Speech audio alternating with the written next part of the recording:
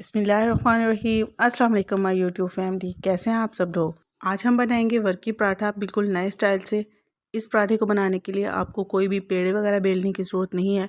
बहुत ही आसान तरीका मैं आप लोगों के साथ शेयर करूंगी, तो रेसिपी का कोई भी पार्ट मिस मत कीजिएगा। चलिए इसको बनाना शुरू करते हैं। डो बनाने के लिए हमें यहाँ पे चाहिए 2 कप मैदा, और इसको हम छान कर इस्तेमाल करेंगे। मैदा अगर आप लोग नहीं लेना चाहते तो इसकी जगह पर आप गंदम का आटा भी ले सकती हैं, या फिर दोनों चीज़ें आप हाफ हाफ क्वांटिटी में भी ले सकती हैं। 1/4 कप सूजी ले लेंगे और इसको भी साथ ही छान लेते हैं। 1 खाने का चम्मच चीनी इसमें शामिल करेंगे और 1 चाय का चम्मच नमक शामिल करेंगे। ड्राई इंग्रेडिएंट्स को अच्छी तरह से मिक्स कर लेते हैं। नेक्स्ट हम इसमें 2 खाने के चम्मच घी शामिल करेंगे। आप अगर चाहें तो ऑयल भी इस्तेमाल कर सकते हैं, लेकिन पराठा घी के साथ ही ज़्यादा अच्छा बनता है। अच्छी तरह से इसको हाथ के साथ मिक्स कर लेंगे। डो बनाने के लिए मैंने यहाँ पे लिया है नीम गर्म दूध। आप इसकी जगह पर पानी भी इस्तेमाल कर सकते हैं। दूध को हम थोड़ा थोड़ा करके डालते जाएंगे और साथ साथ मिक्स करते जाएंगे। तकरीबन 4 से 5 मिनट तक हमने इसको अच्छी तरह से गूंदना है, ताकि ये बिल्कुल सॉफ्ट हो जाए। गूंदने के बाद इसको तकरीबन 15 मिनट का रेस्ट देंगे, ताकि ये थोड़ी सी सेट हो जाए। तो 15 मिनट के बाद मैंने यहाँ पर डो का एक बड़ा सा पेड़ा बना लिया है। अब हमने इसको बराबर हिस्सों में काट कर इसके छोटे छोटे पेड़े बना लेने हैं। 2 कप मैदे से यहाँ पर 8 पेड़े बनकर तैयार होंगे, और बहुत बड़े साइज़ के पेड़े हमने नहीं बनाने हैं, क्योंकि एक पराठा बनाने के लिए हम यहाँ पर 2 पेड़े इस्तेमाल करेंगे।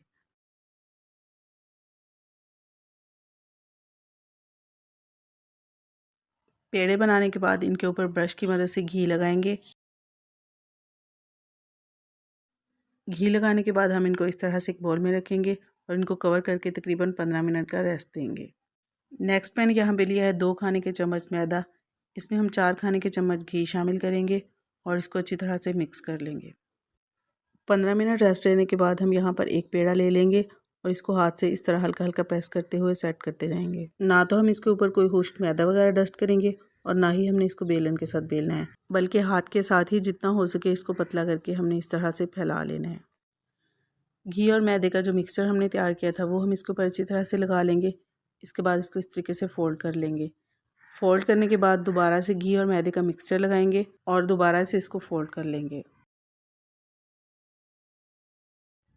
एक और पेड़ा ले लेंगे और इसको भी इसी तरीके से फैलाकर इसके ऊपर मैदे और घी का मिक्सचर लगा लेंगे। घी लगाने के बाद जिस पेड़े को हमने पहले फोल्ड करके रखा था उसको इस तरह से सेंटर में रखेंगे और दोबारा से इस तरह से इसको फोल्ड कर लेंगे। ढेर सारी लेयर्स के साथ बहुत ही मज़े का ये पराठा बनता है और बच्चों और बड़ों सभी को बेहद पसंद आता है। तो आप एक बार इस तरीके से बनाकर ज़रूर देखिएगा। इसी तरह से हम बाकी पेड़े भी तैयार कर लेंगे। इसके बाद हम इसको आधे घंटे के लिए फ्रिज में रखेंगे, ताकि इसकी लेयर्स अच्छी तरह से सेट हो जाएं।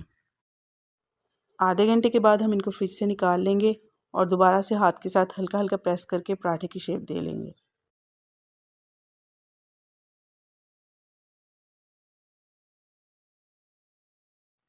तवे को हल्का सा गर्म करने के बाद इसके ऊपर पराठा डाल देंगे और फ्लेम को मीडियम कर देंगे। बहुत ज़्यादा हाई फ्लेम पर हमने इसको नहीं पकाना है, क्योंकि इस तरह से इसकी लेयर सही से नहीं खुलेंगी और पराठा अंदर से कच्चा भी रह जाएगा। इसलिए हम इसको मीडियम फ्लेम पर ही पकाएंगे। 1 मिनट तक दोनों साइड से पका लेंगे। इसके बाद ब्रश की मदद से हल्का हल्का घी इसके ऊपर लगा देंगे।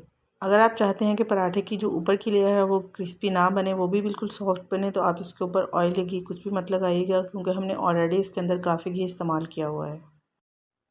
तो यहाँ पर सारे पराठे बनकर तैयार हो चुके हैं। 2 कप मैदे के साथ मैंने यहाँ पर मीडियम साइज़ के 4 पराठे बनाकर तैयार किए हैं। अगर आप थोड़े बड़े साइज़ के बनाना चाहते हैं तो आप 3 भी बना सकते हैं। बिल्कुल क्रिस्पी और बहुत ही यमी ये पराठे बनकर तैयार हुए हैं और देखने में ही बहुत ज़्यादा टेम्पटिंग लग रहे हैं। और लेयर्स चेक करें, माशाल्लाह से कितनी ज़बरदस्त लेयर्स बनकर रेडी हुई हैं। तो आप भी ब्रेकफास्ट में ये पराठे ज़रूर बनाकर देखिएगा। रेसिपी अच्छी लगे तो इसको लाइक कर दिया करें और साथ ही साथ दोस्तों में शेयर भी ज़रूर कर दिया करें। वीडियो में मैं आपके साथ एक बहुत ही मज़ेदार सी नाश्ता की रेसिपी शेयर करूँगी, जो कि बहुत हेल्दी भी है और बहुत आसानी से और बहुत कम टाइम में बन जाती है। इसको बनाकर आप बच्चों को लंच बॉक्स में भी दे सकते हैं। तो वीडियो को एंड तक देखिएगा। चलिए बनाना शुरू करते हैं। तो इस रेसिपी को बनाने के लिए हम 1 कप चावल का आटा लेंगे और 1/4 कप मैदा लेंगे और 1 गिलास दूध इसमें डालकर इसको अच्छी तरह से मिक्स कर लेंगे। वैसे तो आप दूध की जगह पर पानी भी इस्तेमाल कर सकती हैं, लेकिन अगर आप दूध इस्तेमाल करेंगे तो इसका टेस्ट बहुत ज़्यादा अच्छा आएगा। चावल के आटे और मैदे को हम दूध के साथ अच्छी तरह मिक्स कर लेंगे और हमें जल्दी जल्दी मिक्स करना है ताकि इसके अंदर लम्स ना बने। और अगर आपको चावल का आटा पसंद नहीं है तो आप इसको बेसन के साथ भी बना सकती हैं। जो भी आटा आपको पसंद हो वो आप इसमें ऐड कर सकते हैं। 1 गिलास दूध हमने लिया था और जो बाकी का बचा दूध है वो भी हम इसके अंदर डालकर अब सारे बैटर को अच्छी तरह से मिक्स कर लेंगे। चावल के आटे को दूध के साथ अच्छी तरह मिक्स कर लिया है। अब 1 कप कद्दूकस की हुई गाजर इसमें डाल देंगे। थोड़ी सी बंद गोभी मैंने यहाँ पर ली है, इसको भी मैंने बारीक बारीक काट लिया है, ये हम इसमें डाल देंगे। आप इसको कद्दूकस भी कर सकते हैं। थोड़ी सी बारीक कटी हुई शिमला मिर्च इसमें डालेंगे और थोड़ा सा सब्ज़ धनिया, इसको भी मैंने बारीक बारीक काट लिया है, ये हम इसमें डाल देंगे। हस्बे ज़रूरत नमक इसमें डालेंगे। आधा खाने का चम्मच कुटी हुई लाल मिर्च डालेंगे। आप पाउडर मिर्च भी डाल सकते हैं। तकरीबन आधा खाने का चम्मच इसमें भुना हुआ ज़ीरा डालेंगे। 1 चाय का चम्मच धनिया पाउडर डालेंगे और 1 चाय का चम्मच काली मिर्च इसमें डालेंगे। और 3 अंडे मैंने यहाँ पर लिए हैं, इनको मैंने अच्छी तरह से बीट कर लिया है, ये भी हम इसमें डाल देंगे और सारी चीज़ों को अच्छी तरह से मिक्स कर लेंगे। और इतनी मज़े की ये रेसिपी है कि अगर आप इसको एक बार ट्राई कर लेंगे तो आप इसको बार बार बनाएंगे और बच्चों और बड़ों सभी को बहुत पसंद आती है ये। और सब्जियां आप इसमें अपनी पसंद से कोई भी डाल सकती हैं। आप मटर को स्टीम करके उसको हल्का सा मैश करके वो भी आप इसमें डाल सकते हैं, वो भी इसमें बहुत मज़े के लगते हैं। बैटर को हमने अच्छी तरह से मिक्स कर लिया है। ना तो बहुत ज़्यादा पतला होना चाहिए और ना बहुत ज़्यादा गाढ़ा, ये देखें इस तरह से होना चाहिए। तो चलिए अब नेक्स्ट स्टेप की तरफ चलते हैं। यहाँ पर मैंने मीडियम फ्लेम पर तवे को हल्का सा गर्म कर लिया है। बहुत ज़्यादा गर्म हमने इसको नहीं करना है। थोड़ा सा ऑयल या घी इसके ऊपर डाल देंगे और चम्मच की मदद से बैटर को इसके ऊपर फैला देंगे। अगर आपको मेरी वीडियोस अच्छी लगती हैं तो उसको लाइक और शेयर ज़रूर कर दिया करें। और आपको मेरी रेसिपीज़ कैसी लगती हैं ये भी मुझे कमेंट बॉक्स में ज़रूर बताया करें। और अगर आपने मेरी कोई रेसिपी ट्राई की है तो वो भी मुझे ज़रूर बताएं कि आपको कैसी लगी। और आपके ख्याल में अगर कोई ऐसी रेसिपी है जिस पर मुझे वीडियो बनाना चाहिए तो वो भी कमेंट बॉक्स में ज़रूर मेंशन करें। बैटर को मैंने अच्छी तरह से तवे के ऊपर फैला दिया है, तो अभी हम इसको ढक देंगे ताकि ये अच्छे से पक जाए। और ढकना इसलिए ज़रूरी है कि ये स्टीम के साथ ज़्यादा अच्छे तरीके से पकता है। तकरीबन 2 मिनट हो चुके हैं, तो चलिए अब ढक्कन हटाकर देखते हैं। पहले हम इसके ऊपर हल्का सा ऑयल लगा देंगे और फिर इसकी साइड चेंज करेंगे और फिर इसी तरह से ढककर इसको दूसरी साइड से भी पका लेंगे।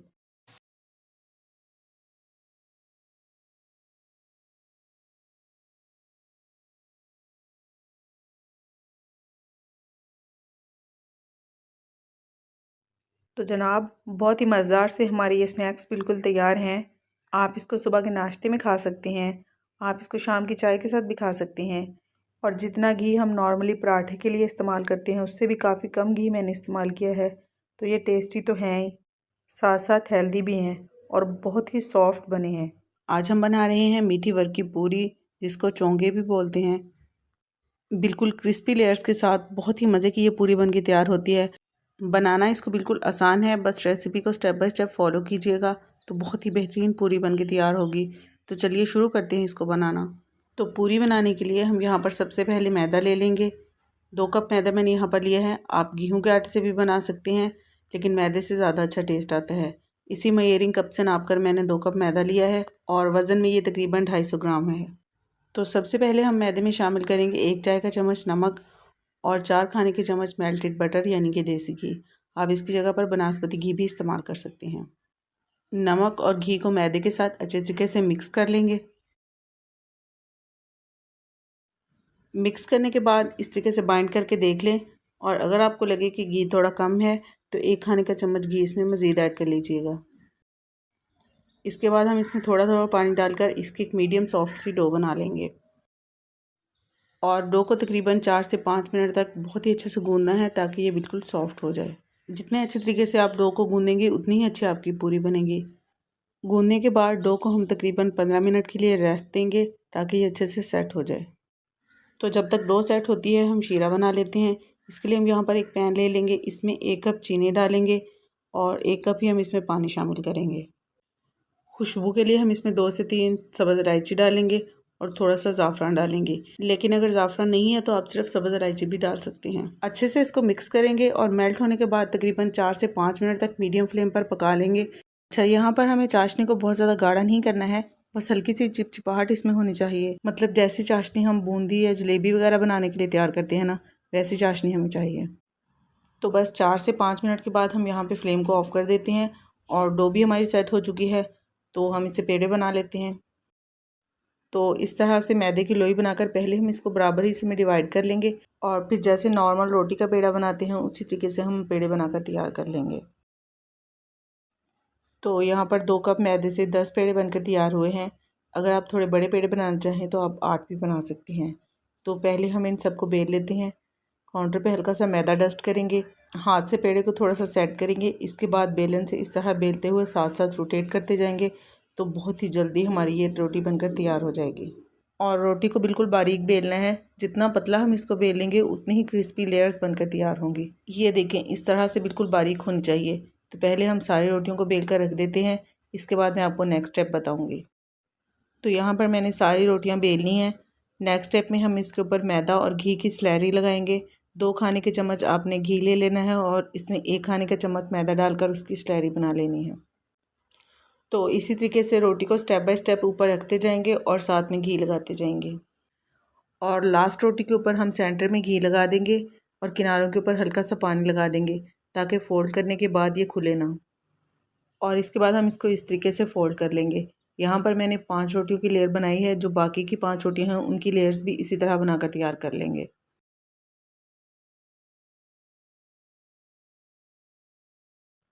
फ़ोल्ड करने के बाद पहले हम इसको किनारों से कट करेंगे। इसके बाद जो सेंटर वाला हिस्सा है उसको 3 बराबर हिस्सों में डिवाइड कर लेंगे।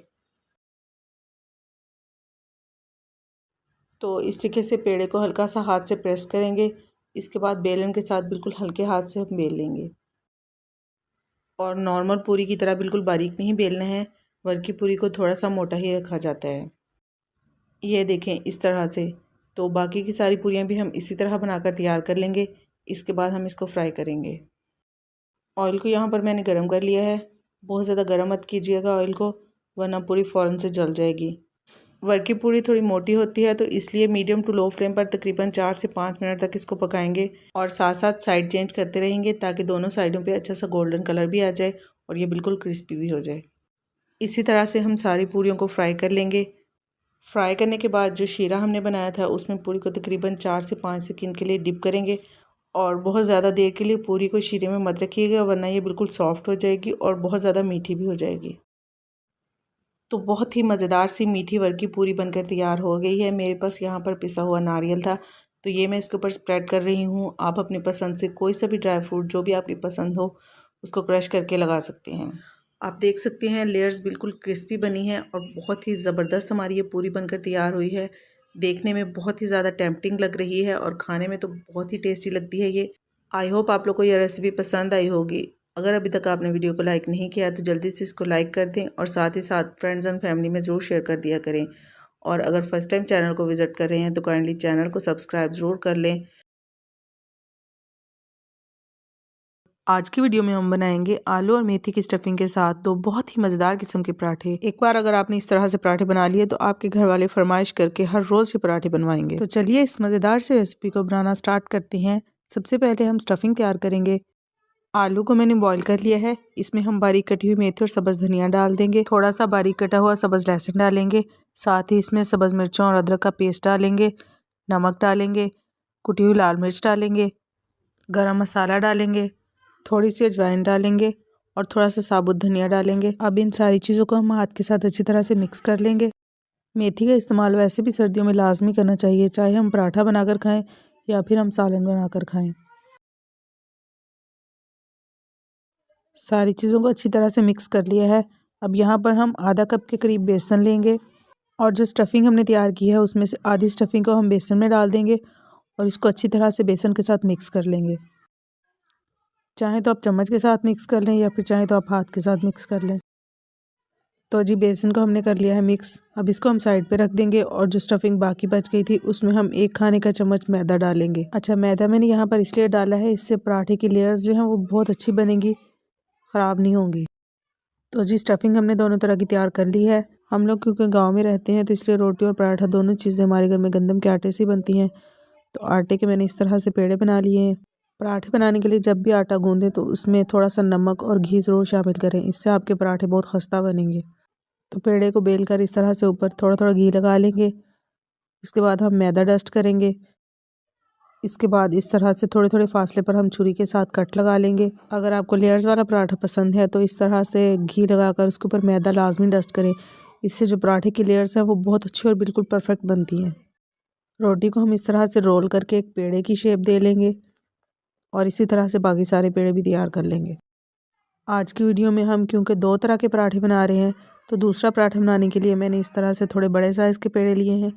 इसको हाथ के साथ थोड़ा सा सेट कर लेंगे, फिर इसको एक बड़ी रोटी की शेप में बेल लेंगे। थोड़ा सा घी लगाकर हाथ के साथ हम इसको फैला लेंगे। इसके बाद हम इसके ऊपर हल्का हल्का मैदा डस्ट करेंगे। अब इसके ऊपर हम स्टफ़िंग को फैला देंगे। ये वो वाली स्टफ़िंग है जिसमें हमने 1 खाने का चम्मच मैदा शामिल किया था।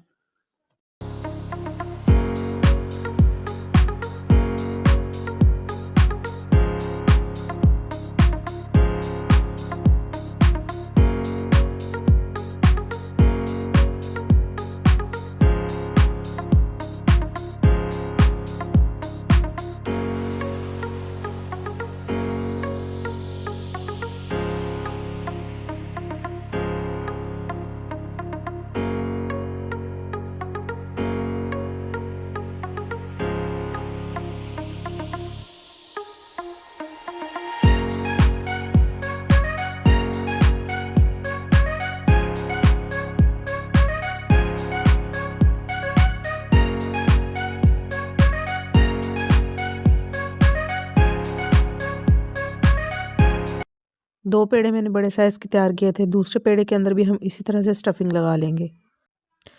अब जो पहले हमने पेड़े तैयार करके रखे थे उसको हम इस तरह से बेल लेंगे।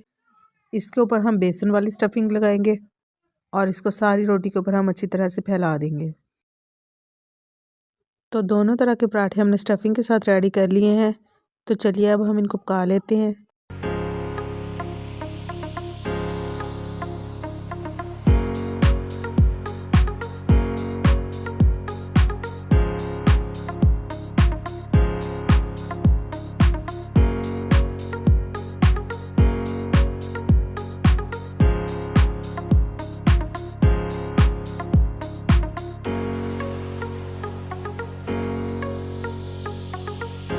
तो जनाब बहुत ही ज़बरदस्त सी लेयर्स वाला हमारा आलू और मेथी की स्टफ़िंग वाला पराठा बिल्कुल तैयार है। इसको हम सर्व करेंगे धनिया, पुदीना और सब्ज़ मिर्च की चटनी वाले दही के साथ। और बेसन की स्टफ़िंग वाले पराठे का टेस्ट तो बहुत ही कमाल का है। वीडियो अच्छी लगे तो उसको लाइक और शेयर ज़रूर कर दिया करें। मूली का पराठा तो आपने बहुत दफ़ा खाया होगा, लेकिन आज मैं आपके साथ मूली के पराठा की थोड़ी डिफरेंट रेसिपी शेयर करूँगी। बहुत ही खस्ता और लजीज़ मूली का पराठा आज हम बनाएंगे। तो वीडियो का कोई भी हम बनाएंगे बहुत ही मज़ेदार और खस्ता सा मल्टी लेयर पराठा, जिसको आप लच्छा पराठा भी कह सकते हैं या फिर आप इसको बन पराठा भी कह सकते हैं, जो कि कराची में काफ़ी फेमस है। बहुत ही आसान तरीके से हम इसको बनाकर रेडी करेंगे। तो चलिए सीख लेते हैं इसको कैसे बनाना है। तो सबसे पहले हम इसकी डो रेडी कर लेते हैं। डो बनाने के लिए मैंने यहाँ पर 2 कप मैदा लिया है। इसमें हम आधा चाय के चम्मच नमक डालेंगे, 1 खाने का चम्मच हम इसमें चीनी डालेंगे और तकरीबन 4 से 5 खाने के चम्मच हम इसमें घी डालेंगे और नीम गर्म पानी के साथ हम इसकी सॉफ्ट सी डो बना लेंगे। और डो बनाने के लिए अगर आप नीम गर्म पानी ही इस्तेमाल करें तो ज़्यादा बेहतर है, क्योंकि अगर आप ठंडा पानी इस्तेमाल करेंगे तो डो को सेट होने में टाइम लगेगा। डो को हम तकरीबन 10 से 15 मिनट के लिए रेस्ट देंगे। तो डो को रखे हुए तकरीबन 20 मिनट हो चुके हैं। अभी हम एक बार फिर इसको अच्छे से नीट कर लेंगे। जितने अच्छे तरीके से आप डो को नीट करके रेडी करेंगे उतने ही अच्छे आपके पराठे बनेंगे।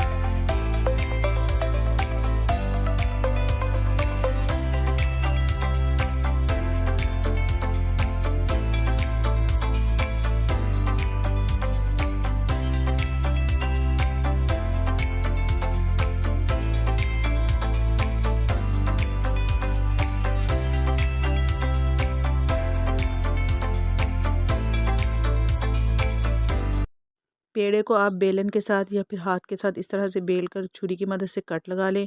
इसके बाद आप इसको इस तरह से फोल्ड कर लें। एक खुले बर्तन में आपने ऑयल या घी ले लेना है। उसके अंदर आपने इस डो को अच्छी तरह से डिप करना है। डिप करने के बाद हम इसको तकरीबन 10 से 15 मिनट के लिए ऐसे ही छोड़ देंगे और बाद में हम इसको फोल्ड करेंगे, ठीक है ना। अच्छा, वैसे मेरे जहन में एक बात आ रही है, जितना ऑयल या घी हमने इसमें इस्तेमाल कर लिया है, इसका नाम लच्छा पराठा या बन पराठा नहीं होना चाहिए, बल्कि इसका नाम तो हार्ट अटैक पराठा होना चाहिए। क्या ख्याल है आप लोगों का? सही कहा ना मैंने? मुझे कमेंट करके ज़रूर बताइएगा। तो उंगलियों के ऊपर इस तरह से लपेट कर हमने इसको फोल्ड कर लेना है और बाकी के जो सारे पेड़े हैं वो भी हम इस तरह से रेडी कर लेंगे। और इसके बाद हमने पेड़े को हाथ के साथ इस तरह से हल्का हल्का प्रेस करके सेट कर लेना है। बहुत ज़्यादा हमने इसको प्रेस नहीं करना है और ना ही हमने बेलर के साथ बेलना है, क्योंकि इस तरह से जो लेयर्स हैं वो सही से खुलेंगी नहीं, ठीक है ना। और तवे को आपने गर्म करके इसके ऊपर थोड़ा सा ऑयल या घी डाल लेना है और इसके बाद हम मीडियम टू लो फ्लेम पर इसको अच्छी तरह से दोनों साइड से कुक कर लेंगे। और फ्लेम को आपने हाई बिल्कुल भी नहीं करना है, वरना ये अंदर से कच्चा रह जाएगा। जैसे जैसे ये पकता जाएगा वैसे वैसे इसकी लेयर्स जो हैं वो खुलती जाएंगी, ठीक है ना। पराठा की ये रेसिपी आप सहरी के लिए भी बना सकती हैं या फिर आप बच्चों को लंच बॉक्स के लिए भी बना कर दे सकती हैं, उनको बहुत ज़्यादा पसंद आएगा। तो आपको मेरी आज की रेसिपी कैसी लगी मुझे ज़रूर फीडबैक दीजिएगा। तो पराठा बनाने के लिए मैंने मूली को अच्छी तरह से धोकर और छील कर इस तरह से कद्दूकश कर लिया है। तो सबसे पहले हम इसका रस निचोड़ लेंगे, क्योंकि पराठा की फिलिंग के अंदर अगर मूली का रस होगा तो वो पराठा सही तरह से नहीं बनेगा। तो अब आटा गूंद लेते हैं। 1 चाय का चम्मच नमक इसमें डालेंगे और 2 खाने के चम्मच घी डालेंगे। मैंने तकरीबन 4 कप गंदम का आटा इस्तेमाल किया है। हमारे घर में क्योंकि गंदम का आटा ही पराठा वगैरह बनाने के लिए इस्तेमाल होता है, तो इसलिए मैं आटा इस्तेमाल कर रही हूँ। आप अगर चाहें तो मैदा भी इस्तेमाल कर सकते हैं। और जो मूली मैंने कद्दूकश की थी उसका रस मैंने निकाल कर अलहदा से बाउल में डाल लिया था, क्योंकि पराठा बनाते वक्त जब हम मूली के रस को फेंक देते हैं, इसको इस्तेमाल नहीं करते, तो बहुत सारी ग़िज़ाइयत जो है वो ज़ाया हो जाती है। इसलिए हम इसको आटे के साथ ही मिक्स कर लेंगे। इस तरह से ग़िज़ाइयत भी ज़ाया नहीं होगी और जो पराठे का टेस्ट है वो भी काफ़ी अच्छा हो जाता है। अभी हम आटे को तकरीबन 10 मिनट के लिए रेस्ट देंगे और बाद में अच्छी तरह से गूंद लेंगे। तो अब बाकी फिलिंग तैयार कर लेते हैं। थोड़ा सा अदरक लहसुन और सब्ज़ मिर्चों का मैंने यहाँ पर पेस्ट बना लिया है। अदरक लहसुन तो ज़ाहिर है थोड़ा सा इस्तेमाल होगा और सब्ज़ मिर्च आप अपने टेस्ट के हिसाब से एडजस्ट कर सकते हैं। अच्छा, सुरख मिर्च मत डालें, सब्ज़ मिर्च डालेंगे तो टेस्ट ज़्यादा अच्छा आएगा। थोड़ा सा सब्ज़ धनिया इसमें डालेंगे और 1 चाय का चम्मच सूखा धनिया, इसको मैंने हाथ से मसल लिया था, ये डाल देंगे और 1 चाय का चम्मच ही ज़ीरा इसमें डाल देंगे। और आखिर में इसमें आधा खाने का चम्मच नमक डाल देंगे। नमक आप अपने टेस्ट के हिसाब से कम या ज़्यादा भी कर सकते हैं। एक दरमियानी साइज़ की प्याज मैंने लिया है, इसको मैंने इस तरह से बिल्कुल बारीक बारीक काट लिया है, लेकिन इसको हम बाद में डालेंगे, क्योंकि अगर अभी हमने प्याज डाल दी तो वो प्याज जो है वो अपना पानी छोड़ देगी और इस तरह से वो फीलिंग जो है वो सही नहीं बनेगी। तो अभी हम बाकी सारी चीज़ों को अच्छी तरह से मिक्स कर लेते हैं। इसको अब साइड पे रख देते हैं। अब आटे को दोबारा से गूंद लेते हैं ताकि ये अच्छी तरह से सॉफ्ट हो जाए और इसको 5 मिनट के लिए दोबारा से रेस्ट देंगे।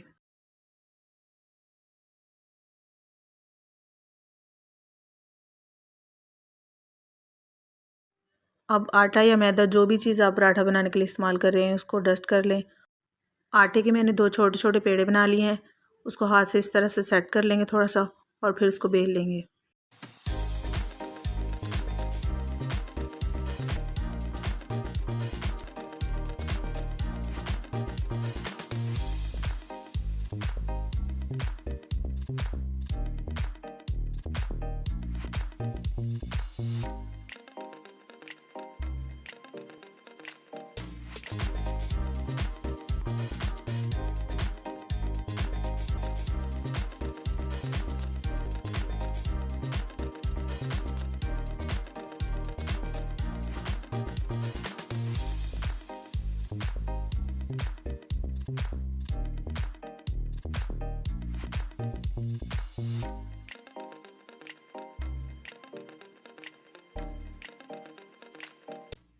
तो जनाब, बहुत ही मज़ेदार और खस्ता मूली का पराठा बिल्कुल तैयार है। सर्दियों का मौसम है तो आप भी ज़रूर अपने घर में इस रेसिपी को ट्राई करें। और मूली का जो रस है उसको आटा गूंदने के लिए अगर आप इस्तेमाल करेंगे तो वो ज़्यादा बेस्ट है।